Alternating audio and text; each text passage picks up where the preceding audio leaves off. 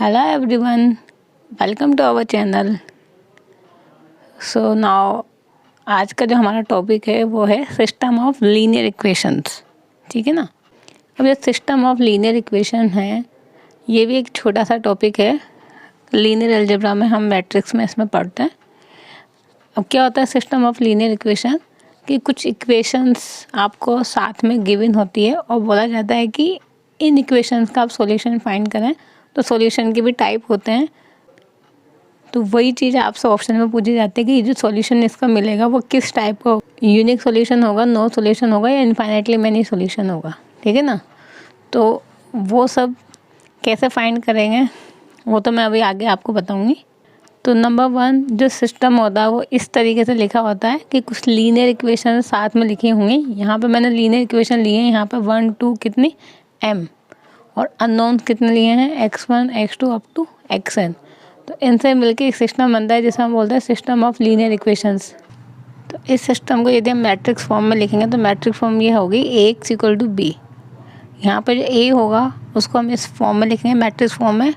इसे बोलते हैं हम कोफिशिएंट मैट्रिक्स. मीन्स यहाँ जो ये जो अननोन्स है x1 x2 xn, इनके ये जो कोफिशिएंट हैं उनको इस मैट्रिक्स में लिख देंगे तो इसे बोलते हैं कोफिशिएंट मैट्रिक्स. अब ये जो x है इसे बोलते हैं अननोन मैट्रिक्स. यहाँ पे जो अननोन्स होंगे x1 x2 xn या फिर x y z इस तरीके से, तो उनको एक कॉलम में लिख देंगे आप. Then it is known as unknown matrix. और यहाँ पे जो गिवन होगा ये होता है कांस्टेंट b1 b2 bm. तो इसे बोलते हैं कांस्टेंट मैट्रिक्स, जिसको हम ऐसे कॉलम मैट्रिक्स में देते हैं b1 b2 bm. ठीक. तो ये तो हम यहाँ पे सिस्टम को मैट्रिक्स फॉर्म में कैसे कन्वर्ट करेंगे, उसमें दिस Ax b का मीनिंग क्या होता है वो मैंने यहाँ पे एक्सप्लेन किया. क्लियर. अब यहाँ पे हमेशा क्या होता है सिस्टम का नाम लिखा होता है या तो होमोजीनियस या नॉन होमोजीनियस. ठीक है ना. अब होमोजीनियस नॉन होमोजीनियस में डिफरेंस क्या है, वो डिफरेंस केवल इस b से होता है. इधर कोई चेंज नहीं होगा. अगर b इक्वल टू 0 है, b मीन 0 का मीनिंग ये जो सारे के सारे कांस्टेंट है वो अगर सारे के सारे 0 हैं तो फिर सिस्टम का आप बोलते हैं होमोजीनियस. और अगर b 0 के इक्वल नहीं है मीन्स यहाँ पे कोई ना कोई आपको वैल्यूज़ गिवन है. एटलीस्ट यहाँ पर 1 होनी चाहिए. अगर कोई ना कोई 0 होगा तो चल जाएगा, बट सारे 0 नहीं होने चाहिए. तो उस केस में हम बोलेंगे कि this system is a non homogeneous. Clear. तो जो सिस्टम है वो 2 पार्ट में डिवाइड होता है, homogeneous non homogeneous. b equal to 0 तो homogeneous, b not equal to 0 तो नॉन होमोजीनियस.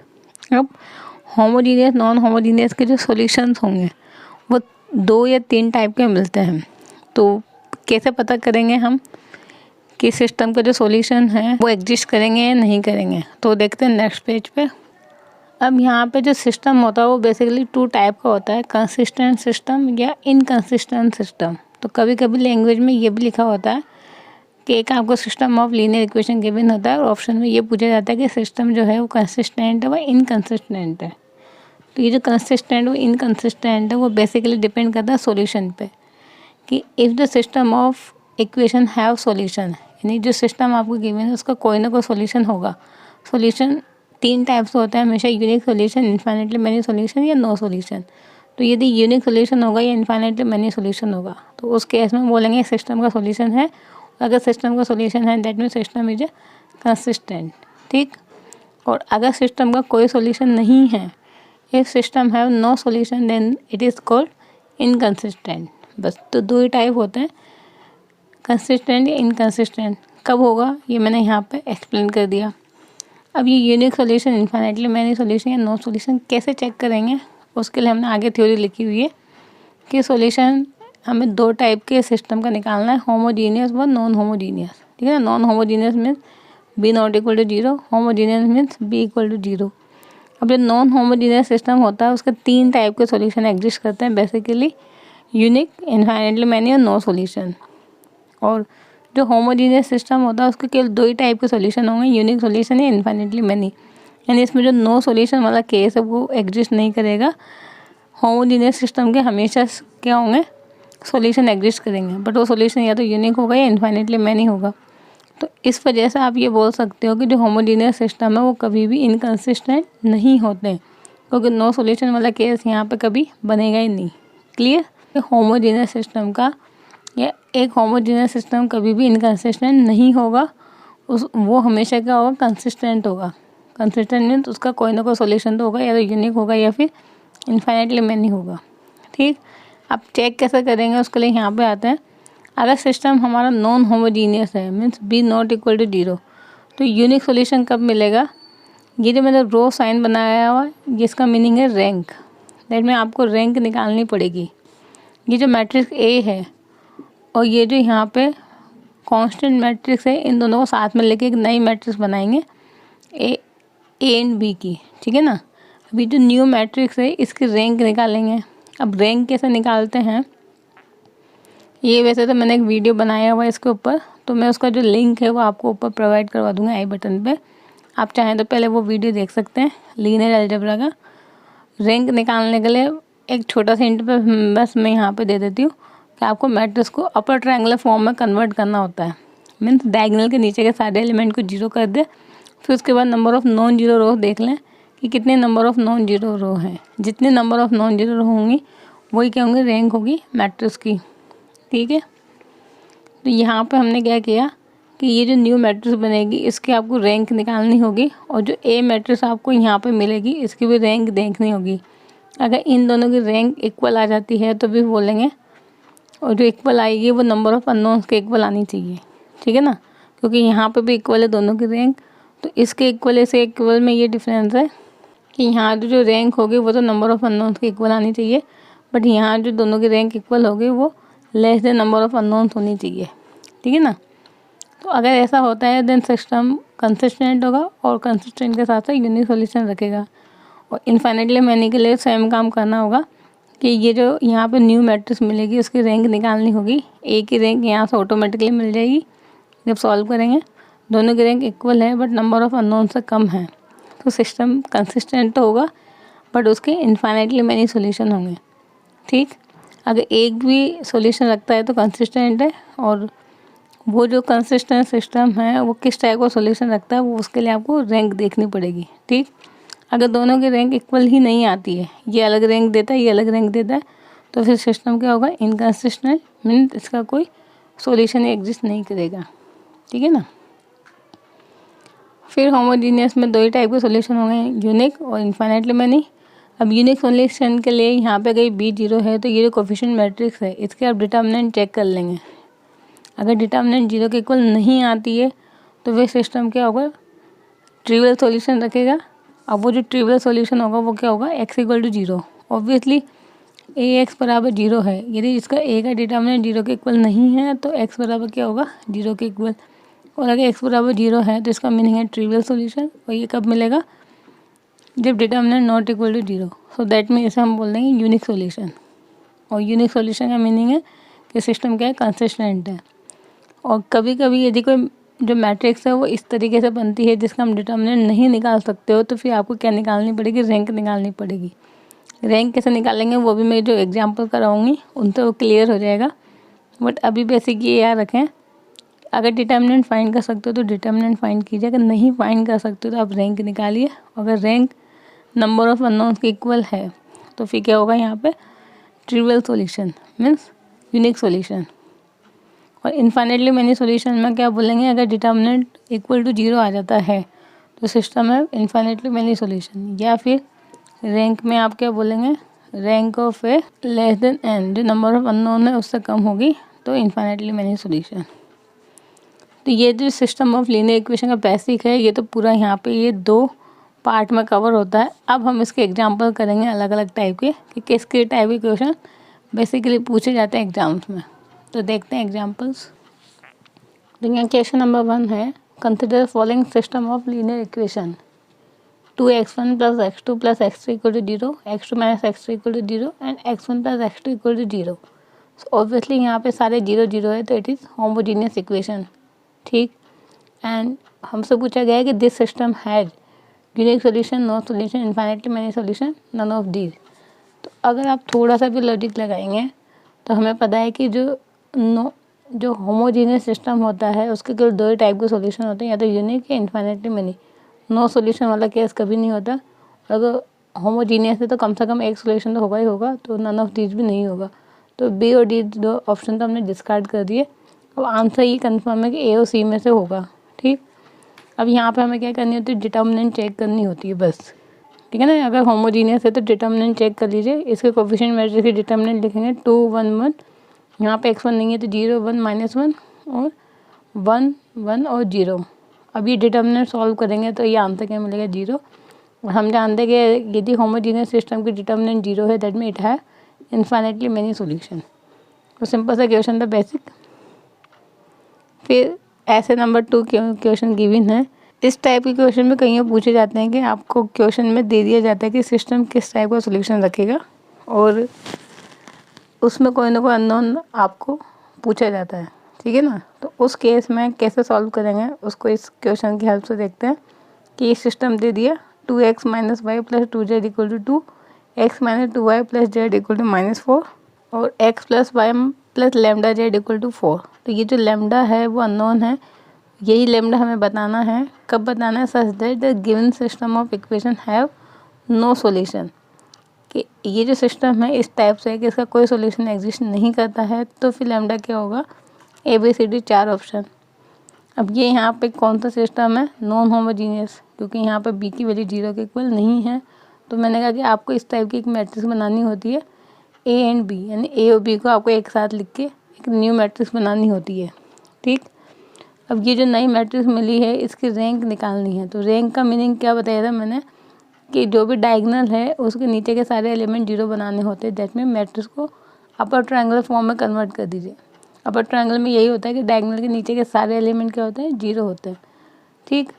अब 0 यहाँ पे 3 एलिमेंट बेसिकली हमें इनको 0 बनाना है। तो पहले इन 1 1 को बनाएंगे। कैसे बनाएंगे, R1 की हेल्प से। तो R2 में चेंज करेंगे 2R2 - R1, R3 में चेंज करेंगे 2R3 - R1, ठीक।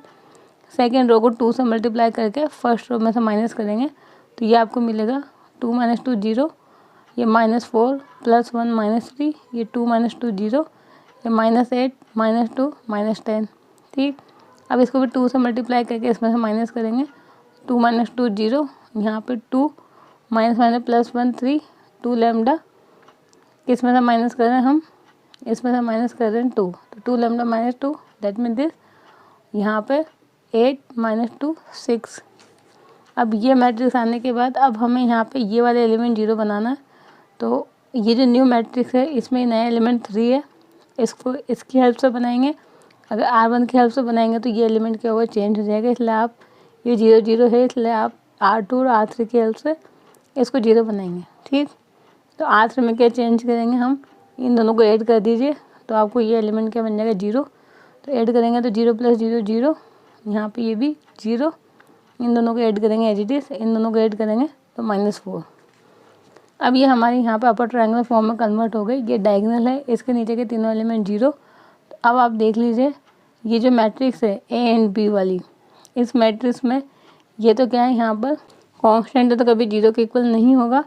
सो यहाँ पे कितने नंबर ऑफ अननोन्स हैं, तो यहाँ पे कितने नंबर ऑफ नॉन जीरो रो हैं, 1 2 3, ठीक है ना। ये 2 लैम्डा -2 0 हो नहीं हो उससे कोई फ़र्क नहीं पड़ता। ये यहाँ पे कांस्टेंट है तो ये हमेशा क्या देगा, 3 रैंक देगा, ठीक है ना। और इसकी रैंक 3 है। और नो सॉल्यूशन के लिए हमें क्या चाहिए होता है कि this matrix and this matrix does not have same rank, इन दोनों की रैंक सेम नहीं होनी चाहिए। आगे जो मैट्रिक्स है A एंड B, इसकी रैंक 3 है तो ऑब्वियसली A की रैंक क्या होनी चाहिए, 2 के इक्वल होनी चाहिए। अभी 2 के इक्वल कब होगी, ये इससे पहले जो लिखी हुई है मैट्रिक्स A लिखी हुई है, इसकी रैंक 2 कब होगी, जब ये जो कोफिशिएंट है वो किसके इक्वल हो जाए, 0 के इक्वल हो जाए। जैसे 0 होगा तो नंबर ऑफ नॉन जीरो कितने हो जाएंगे, 2, ठीक। तो 2 लैम्डा -2 बराबर 0, तो लैम्डा इक्वल टू कितना आ जाएगा, 1। और 1 कहाँ गिवन है आपको, डी ऑप्शन में, डी हमारा क्या होगा करेक्ट आंसर। बट इस टाइप के क्वेश्चन को आप एक शॉर्ट ट्रिक है उससे भी कर सकते हो। यहाँ पे ऑलरेडी दे दिया कि जो क्वेश्चन है उसका कोई सॉल्यूशन नहीं है तो अननोन बताना है। तो ये तो यहाँ पे क्या है, कांस्टेंट मैट्रिक्स जो कोफिशिएंट मैट्रिक्स यानी A है उसकी रैंक क्या होनी चाहिए, हमेशा कम होनी चाहिए। कम का मीनिंग है 2 आएगी 1 आएगी, 3 तो कभी नहीं होगी। तो इसका मीनिंग है इसकी डिटर्मिनेंट आप 0 के इक्वल पुट कर देना। ये जो मैट्रिक्स है A, इसकी डिटर्मिनेंट निकालना, इसको बराबर 0 कर देना और लैम्डा की वैल्यू फाइंड करना, आंसर मिल जाएगा। बट ये तभी अप्लाई कर सकते हैं जब आपको ऑलरेडी सॉल्यूशन के लिए गिवन हो और आपसे पूछा जाए अननोन्स, तो फिर आप ये वाला कॉन्सेप्ट लगा सकते हैं। बाकी जो इसका कॉन्सेप्ट है वो तो ये है, ये तो हर क्वेश्चन पे अप्लाई होगा, चाहे अननोन गिवन हो या नहीं गिवन हो। तो कुछ और एग्जांपल्स करते हैं नेक्स्ट पेज पे। अब नंबर 3 क्वेश्चन है। ये जो क्वेश्चन है इसमें क्या पूछा जाता है कि सॉल्यूशन क्या होगा सिस्टम का, ठीक है ना। सॉल्यूशन का मीन्स एक्स वाई जेड की वैल्यू क्या होगी और वो ऑप्शन में आपको गिवन होता है। तो इस टाइप के क्वेश्चन को सॉल्व करने का जो सबसे सिंपलेस्ट मेथड होता है वो होता है कि ऑप्शन से आप एक्स वाई जेड की वैल्यू पुट करके चेक कर लीजिए कि कौन सी वैल्यू उसको सेटिस्फाई कर रही है, ठीक है ना। अब सॉल्यूशन होने का मीनिंग क्या है कि ये जो पॉइंट्स यहाँ पर गिवन हैं वो इन इक्वेशन को सेटिस्फाई करेंगे।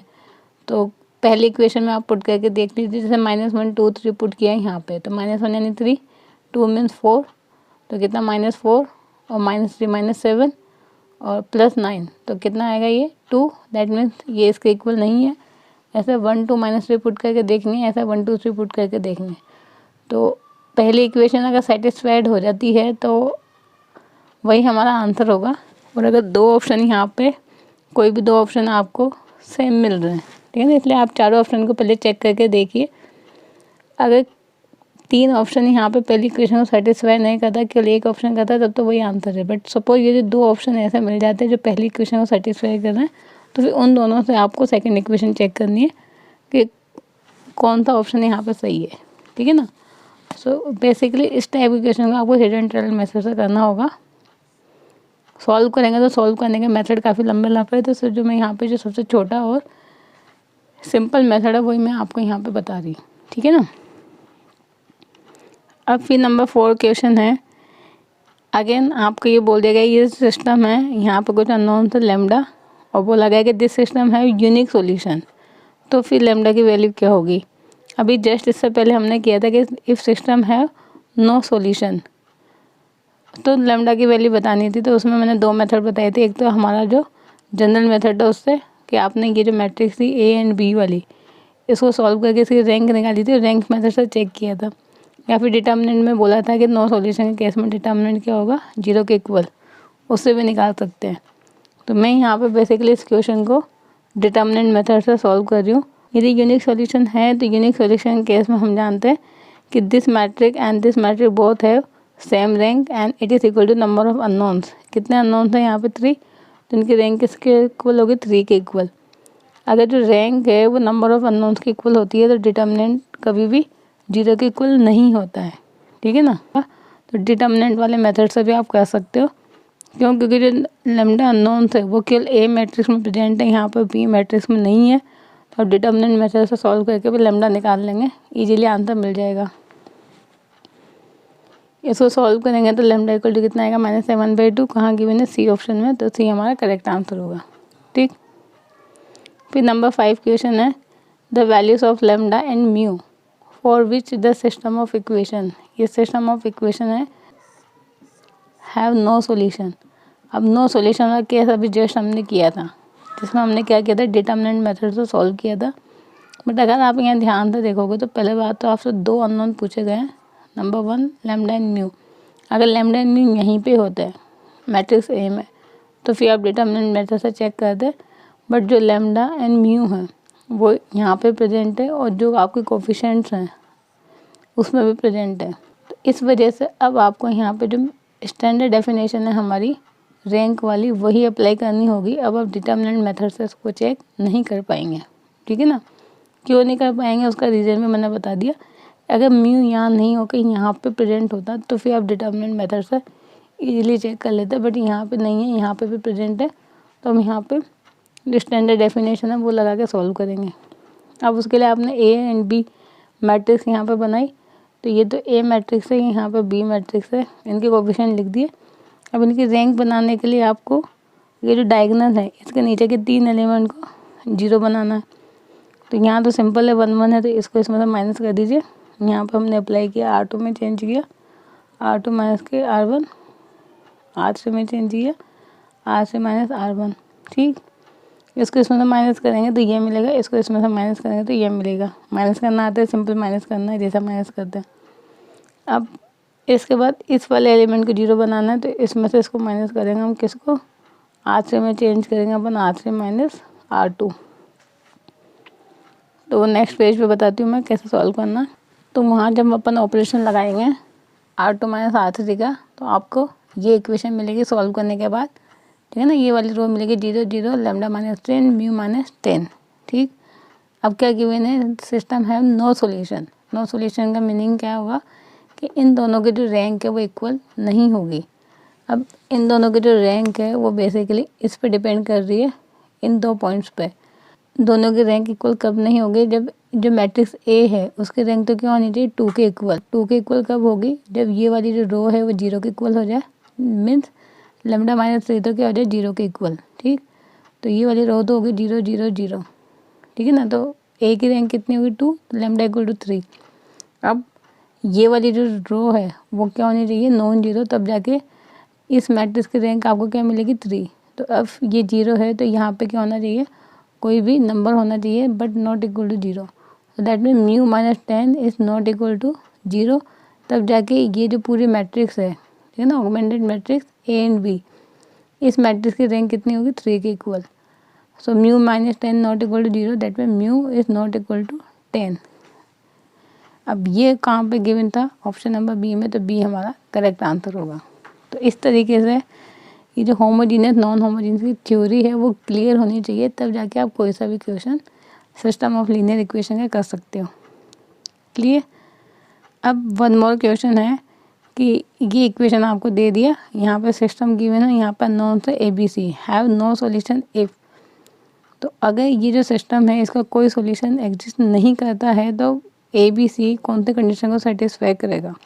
अगेन अगर ABC यहाँ गिवन होता ए के अंदर, तो फिर आप डिटर्मिनेंट ए बराबर 0 पुट करके उसको सॉल्व करके इक्वेशन निकाल लेते। बट ये यहाँ पे कांस्टेंट मैट्रिक्स यहाँ पे गिवन है, तो आपको फिर इसको जो हमारा कॉन्सेप्ट है उसी से सॉल्व करना होगा कि ए एंड बी मैट्रिक्स आपने प्रिपेयर की, यहाँ पे ए लिख दिया, यहाँ पे कांस्टेंट लिख दिया ABC।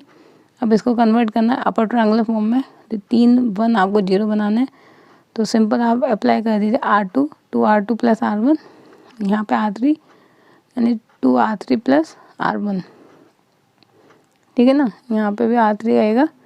अब ये अप्लाई करेंगे तो ये इसमें कन्वर्ट होगा। अब हमें इस एलिमेंट को 0 बनाना है इसकी हेल्प से, तो इन दोनों को क्या कर दीजिए ऐड कर देंगे। जैसे ऐड करेंगे तो ये एलिमेंट क्या बन जाएगा 0 के इक्वल, और ये आपको मिल जाएगा एज इट इज़। अब यहाँ आने के बाद क्या गिवन है आपको नो सॉल्यूशन। नो सॉल्यूशन का मीन जो रैंक ऑफ ए है और रैंक ऑफ ऑगमेंटेड मैट्रिक्स है दोनों इक्वल नहीं होगी। तो क्लियरली दिख रही है कि रैंक ऑफ ए तो कितनी है यहाँ पे 2 के इक्वल। सो दैट मीन ये जो मैट्रिक्स है ए एंड बी, इसकी रैंक क्या होनी चाहिए 3 के इक्वल। अब 3 कब होगा, जब ये यहाँ पे जो भी नंबर हो वो नॉन जीरो होना चाहिए। That mean A plus B plus C not equal to 0, तब जाके इस पूरी मैट्रिक्स की रैंक कितनी होगी 3 के इक्वल, ठीक। अब A plus B plus C not equal to 0 कहाँ गिवन है, किसी भी ऑप्शन में नहीं है, तो फिर डी हमारा क्या होगा करेक्ट आंसर होगा, ठीक है ना। अब क्वेश्चन नंबर 7 है कि system of linear equation this one.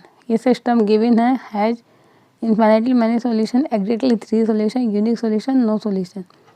तो नंबर 1 आप देख लीजिए होमोजीनियस है नॉन होमोजीनियस है। होमोजीनियस के केस में केवल 2 ऑप्शन मिलेंगे, बाकी के आप हटा सकते हो। और नॉन होमोजीनियस के केस में 3 ऑप्शन मिलेंगे, बाकी एक ऑप्शन आप हटा सकते हो। एग्जैक्टली 3 सॉल्यूशन वाला केस नहीं है, तो 3 ही केस बनेंगे, unique, no and infinitely many. अब उसमें से भी कौन सा केस होगा, तो उसके लिए आपको यहाँ पे जो स्टैंडर्ड फॉर्म है ये वाला कि ए एंड बी मैट्रिक्स बनानी होगी दिस वन। अब इसमें अप्लाई करेंगे यहाँ पे रो ट्रांसफॉर्मेशन की, आपको डायगोनल के नीचे के 3 एलिमेंट क्या मिल जाए 0 मिल जाए। तो यहाँ क्या अप्लाई करेंगे R2 minus 2R1 R3 minus के 3R1, फिर जो मैट्रिक्स मिलेगी उसमें से वापस से ये एलिमेंट 0 बनाना होगा। तो मैंने यहाँ पर फाइनल आंसर लिखा हुआ, आप चाहे तो चेक करना, जो मैंने अभी तक बताया उस तरीके से कैलकुलेशन आपको करनी होगी। जब कैलकुलेट करेंगे तो लास्ट में फाइनल आपको ये मैट्रिक्स मिल जाएगी, ये लास्ट रो तो 0 और यहाँ पे 5।